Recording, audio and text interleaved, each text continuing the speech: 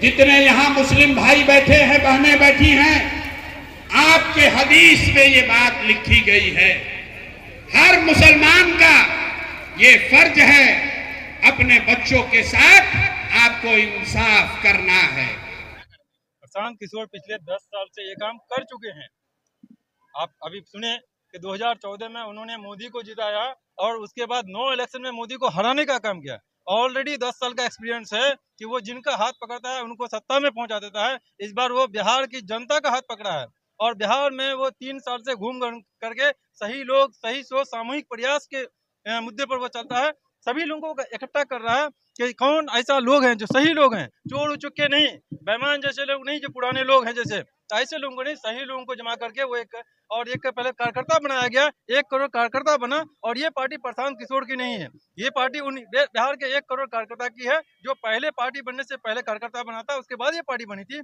उसके बाद ये पार्टी आगामी इलेक्शन में 243 सीट में लड़ने वाली है और उसके बाद बिहार के सत्ता परिवर्तन में हम लोग नहीं, बिहार में नई सरकार बनने वाली है नवंबर को। यकीनन दोबारा नीतीश कुमार सीएम नहीं बनने वाला है।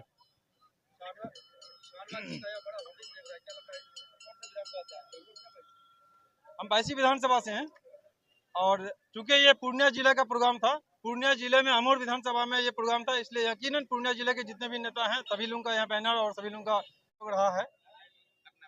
शाहनवाज आलम, राज कोर कमेटी सदस्य, भावी प्रत्याशी 22। उस वक्त बीजेपी की बी टीम उनको कहती थी, लेकिन आज ममता बनर्जी अगर मोदी जी को अगर चैलेंज करते हैं बंगाल से, तो ममता बनर्जी उसी तरह से अरविंद केजरीवाल के ऊपर ठप्पा लगा था। आज अरविंद केजरीवाल को खत्म कौन किया? तो आज अरविंद केजरीवाल को भी बनाने में प्रशांत किशोर का कहीं ना कहीं जरा सा भी कंधा है।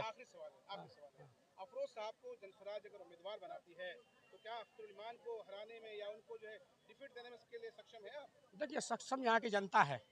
जनता अमोर की बेटा को चुनना चाहती है, जनता अमोर की बेटा को चुनना चाहती है। मेरा यही कहना है कि अमोर का बेटा चाहे लंगड़ा हो, अंधा हो, मैं उनकी तरह, मेरी जबान नहीं, अल्लाह ने मुझे उस तरह की जबान नहीं दी, अल्लाह ने उनको उस तरह की जबान से नवाजा है।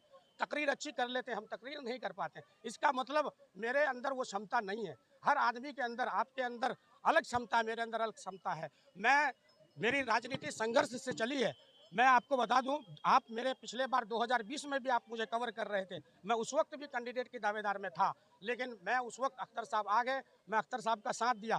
लेकिन अख्तर साहब फिर क्यों यहाँ से चुनाव लड़ना चाहते हैं, जब वो मुझे वादा किए थे कि 3.5 साल का मौका दीजिए, आप उनके साथ रहिए और उनको जिताने का काम कीजिए। हम लोगों ने बढ़ चढ़ करके उनको जिताने का काम किया, लेकिन वो जो है चुनाव फिर लोकसभा में वो हार गए। 5 साल होने जा रहा है उनका, कुछ ही समय का कार्यकाल बचा हुआ है। मैं कहता हूं कि क्या अमोर के बेटा को मौका नहीं मिलना चाहिए?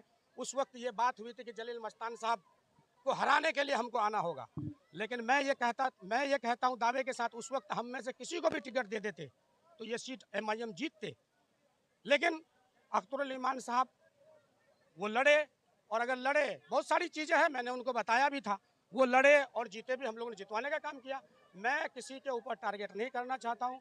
मस्तान साहब बहुत दिन से सियासत किए, 2G के ज़माने से, और अभी भी 2G में ही है। आज ज़माना 4G 5G का है। 5G के ज़माने में जो है आज लोग चल रहे हैं। सारी चीज़ें जो है आज डिजिटल हो गई है। उस डिजिटल में हमारे मस्तान साहब नहीं है, उनका सेहत भी नहीं चलता है। मैं कहता हूँ कि अमोर का बेटा अगर कोई सक्षम है तो उसको आप लोग चुनने का काम करें। मैं 10 साल से जिला परिषद का प्रतिनिधित्व कर रहा हूं, लोगों के बीच में जाता हूं, सुख दुख में हर हमेशा साथ में रहता हूं। बेहतर जनता कह सकती है, मालिक जनता है। मेरा प्रयास है कि ये सूरत बदलनी चाहिए, यहाँ बदलाव होना चाहिए, अमोर का बेटा आना चाहिए। चलिए, बहुत बहुत